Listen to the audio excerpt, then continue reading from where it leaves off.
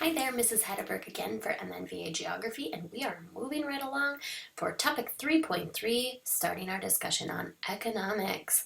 In some ways, the study of culture is the study of economics. Almost every other aspect of culture relates to economics. Whether it's food, shelter, or clothing, every item you own basically exists because of the exchange of one thing for another.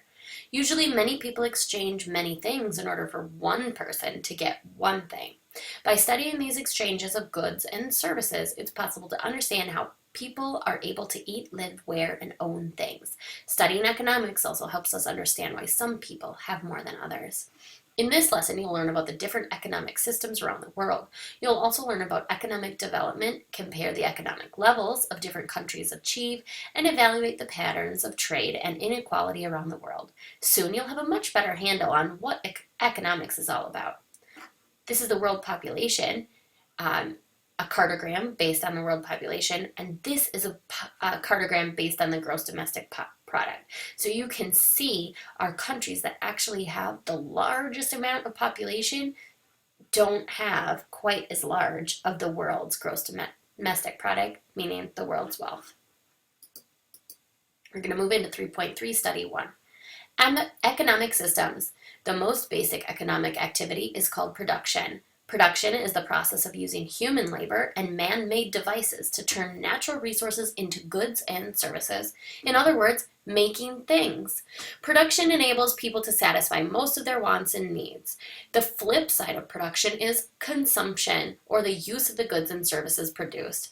At most basic, economic activity means using labor and resources to produce goods and services that humans consume. An economic system consists of all the economic activities for one area.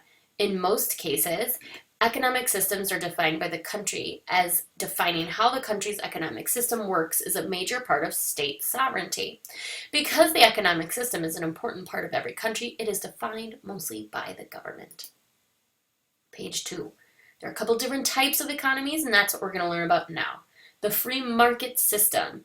The main difference among economic systems is the level of governmental involvement. That is, the balance between the state's control and private individuals' freedom to make economic choices.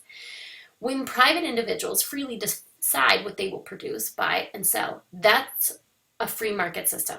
The free market system, sometimes referred to as capitalism, is one of the most common economic systems on earth. The role of the government in the free market system is to make sure that the producers and consumers can make free choices. The government makes and enforces laws that stop theft, fraud, coercion, protect private property, and guarantee competition. Other than protecting free choice, property rights, and competition, the state isn't supposed to get too involved in economic activity. Page 3. The command economy. Free choice for economic decisions sounds good, but the free market system can result in inequality, insecurity, and up and down economic development. Because of these risks, some people prefer to have the state more heavily involved in the economic system. Unlike the free market system, where no one is in charge of outcomes, in a command economy, the state can work towards providing equality, security, and fairness. Providing these things is a big job in a command economy, and in order to do it, the state owns most of the property. Private property is an important feature of the free market system, but it gets in the way of the command economy.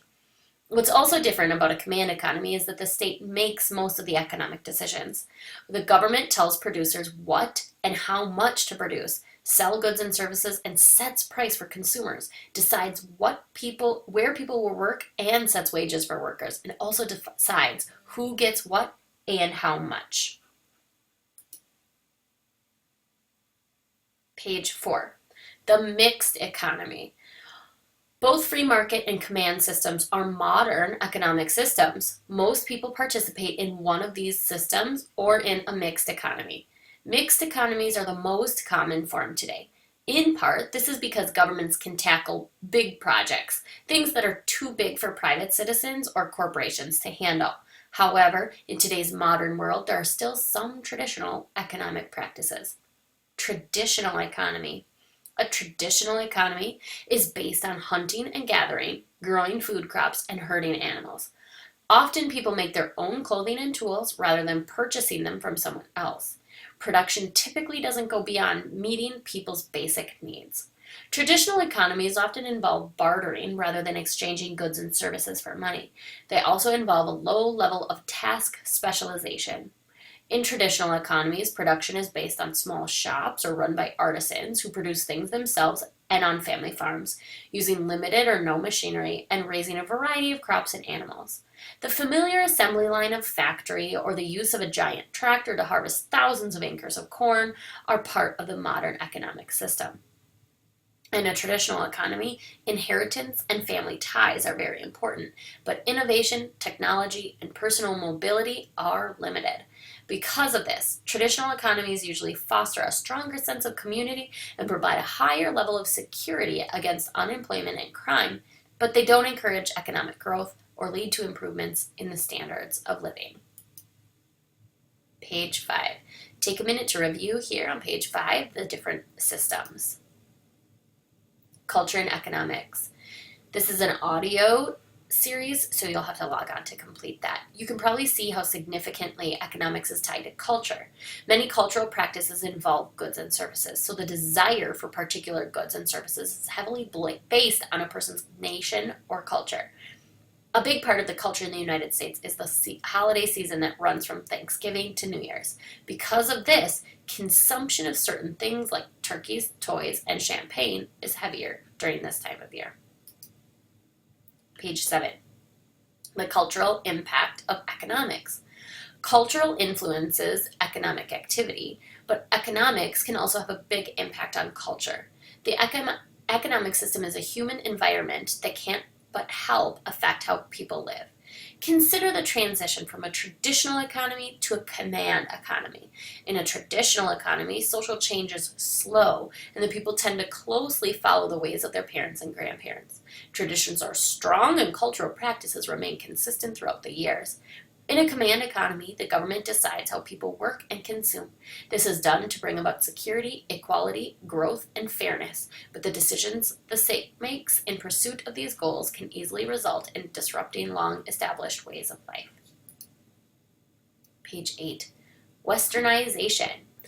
Every country has its own economic system, but the world's national economies are becoming more and more interdependent because of the improvements in communications and transportation.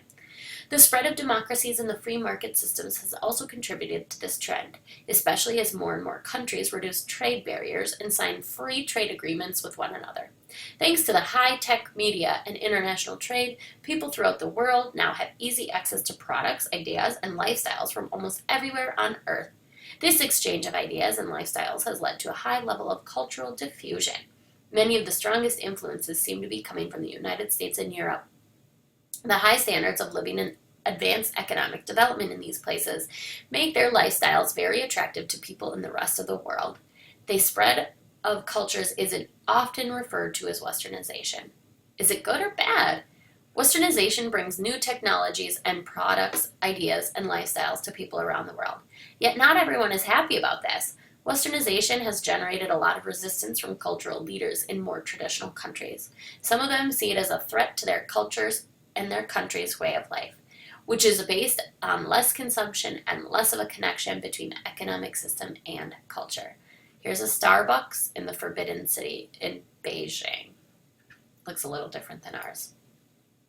Page 9, Economic Systems and Cultural Influence. You may log on here to complete a self-check. Thank you.